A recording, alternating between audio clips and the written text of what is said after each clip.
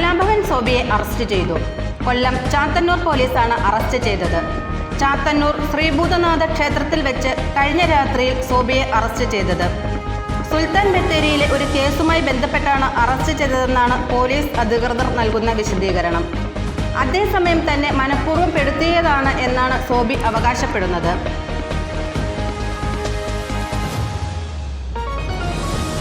ബാലഭാസ്കർ കേസിലെ പ്രധാന സാക്ഷിയായ സോബി ഈ മാസം 14-ാം തീയതി CBIക്ക് മുന്നിൽ മൊഴിയെടുക്കുന്നതിനായി ഹാജരായിരുന്നു.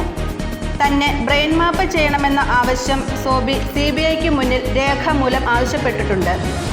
സോബി ജോർജിന്റെ മൊഴിയുടെ ആധികാരികത ചോദ്യം ചെയ്യപ്പെടുന്ന രീതിയിലാണ് ഇപ്പോൾ പോലീസിന്റെ പ്രവർത്തികൾ. ഇതിൽ ബാഹ്യ ഇടപെടലുകൾ ഉണ്ടായിട്ടുണ്ടെന്നാണ് സോബിയുമായി അടുപ്പമുള്ളവർ പറയുന്നത്. ഇതിനെ നിയമപരമായി നേരിടുമെന്ന് സോബി ജോർജ് വ്യക്തമാക്കി. നമസ്കാരം, ഞാൻ സോബി ജോർജ് കലാഭവൻ. ഈ അറസ്റ്റ് കൊണ്ടൊന്നും ഞാൻ ഒതുങ്ങിയെന്നൊന്നും ആരും വിചാരിക്കണ്ട.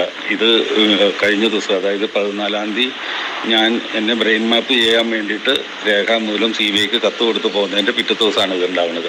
ബാക്കിയൊക്കെ ഇനി നിയമപരമായിട്ട് നോക്കാം. ഇനി 1 വർഷം ജയിലിൽ കിടക്കേണ്ടി വന്നാലും ബാലഭാസ്കർ കേസിൽ നിന്ന് ഞാൻ പിന്നോട്ട് പോകില്ല.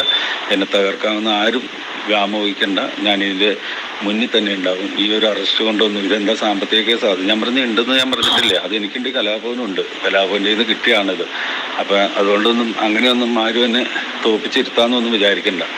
ബാക്കിയൊക്കെ ഞാൻ വന്നിട്ട് സംസാരിക്കാം. നന്ദി, നമസ്കാരം.